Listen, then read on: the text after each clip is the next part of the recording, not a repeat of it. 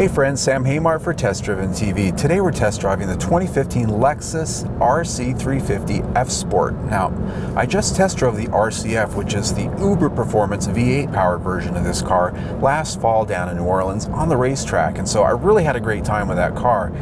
My concern was when I picked this one up is it going to be as fun to drive? Is it going to be as enjoyable as that car was? Well, that's what we're going to find out.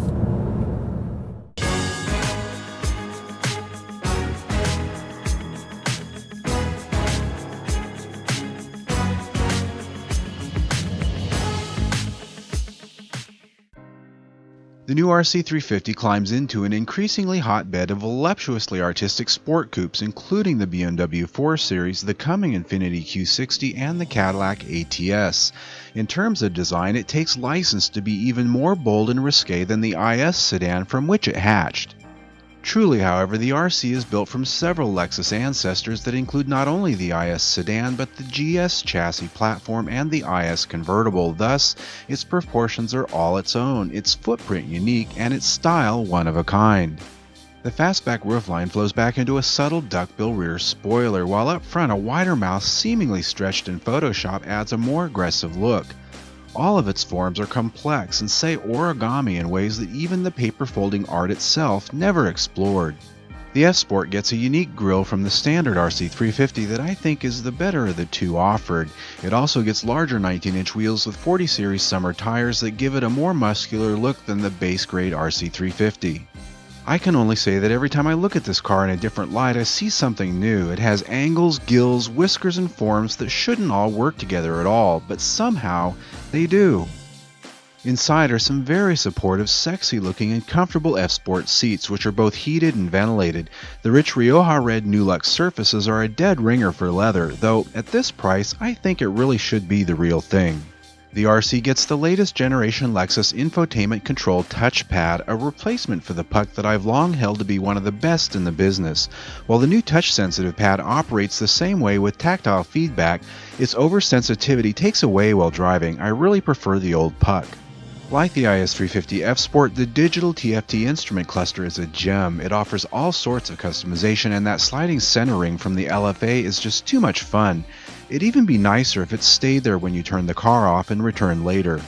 Backseat space is really, well, for packages, groceries, or small humans when helping rescue people from a disaster or something else that's pretty rare. Trunk space is, however, still as generous as you might expect from the IS sedans. I do like this interior quite a bit. It's virtually identical to the one in the Lexus IS 4-door sedans. That car was on my I'd buy it list last year, so probably not a big surprise that because it's nearly identical in this car, I like it a lot. The fit and finish is very good. I like the design. It's very well done and really on par with some of Germany's best cars. That said, it still has one glaring thing that really bugs me, and that is this little tiny infotainment screen in a big infotainment space. It's just something that really presses my OCD buttons.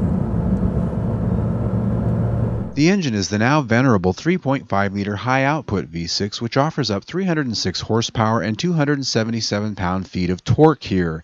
In the rear-wheel drive coupe, it comes with an 8-speed automatic. If you option all-wheel drive, you drop down to a 6-speed auto. No manual is offered. This 3.5-liter V6 is just a wonderful gem of an engine. For a V6, it's got a wonderful sound, and at its power level, it's a pretty refined engine. A lot of these V6s ride around 3.5, 3.7 liters. When they're tuned out to 300 plus horsepower, they can be a little bit rough, but this one really never is. And I think a lot of that's because it has both port and direct fuel injection, so it's able to go back and forth and use what's best. I think that really has a lot to do with its refinement level. Beautiful sound. Now, one thing that's also quite nice with this powertrain is this 8-speed automatic transmission. Now in Sport Plus mode, where I have it right now, it just does a wonderful job of making sure it's always in the gear you want it in. When you put your foot in it coming out of these corners, it's holding that gear, it's right there coming out, it's holding it in the gear, it's not just upshifting, and I'm just sort of varying the throttle through this curve here. The RC350 F Sport is rated by the EPA at 19 mpg city, 28 mpg highway, and 22 mpg combined. In our testing, we saw an observed 21 mpg combined, which was largely impacted by the driving you see here. This car is optioned with the $1,900 variable gear ratio steering system. Now, this is an option, and basically what it does, it's a system that can speed up or slow down the steering ratio depending on the situation. And in times like right now, I'm at a relatively slow speed driving on a windy mountain road. And so what it can do is make that steering ratio faster so that I get more response turning up here in the curves.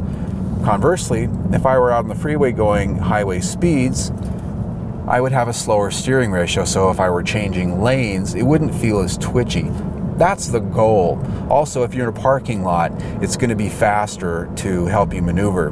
Now, generally speaking, I usually don't like to have any system between my steering wheel and my tires that manipulates anything, let alone speeds up and slows down my ratio, because in theory, that would really change the predictability of the car. But I have to hand it to Lexus here. I really think they've done a good job of making this system pretty seamless.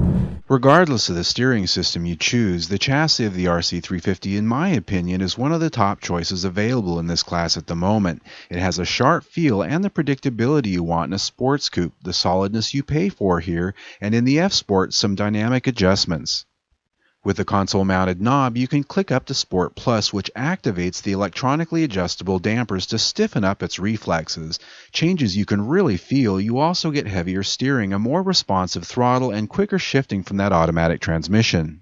The big takeaway after a day of driving this car is that it is a Lexus, and what that means today is you have a level of handling, precision, and enjoyment in this chassis that's really what you would almost always only expect from a German car in the past. But you also get that level of reliability, a feeling of quality, and a solid overall persona that has really become something Lexus is known for. And you know, I hate to sound like a less than biased journalist, but this is a car that really is worth a look if you're already looking at the BMW 4 Series or anything else in its class. The Insurance Institute for Highway Safety has given the Lexus RC Coupe a top Safety Pick Plus rating. It performed with a good rating in all of their crash tests, including the new small overlap front crash. It also offers crash prevention systems as an option. Well, how'd we do for the RC350 this week? Well, I gotta say, I really like it a lot. It has all the hallmarks of the IS sedans that made it to the I'd Buy It list on Test Driven TV 3 times last year. Now, does this one make it to my I'd Buy It list this year? Well, I really wanted it to, but to be honest with you, when I look at that price tag down there, my practicality wins over, because it does cost more than a similarly equipped IS sedan. And so, boy, if I were spending my own cash, I'd probably spend a little bit less and get a very well-equipped RC350 F Sport. I'd be a little bit lighter by a few $1,000s. Now, that is just the way of it when it comes to a coupe. It's the way it is. So if I just wasn't going to have the four-door, the coupe is still a very good option. Now, with the RCF, the V8, that one might just be bonkers enough to make me forget about money.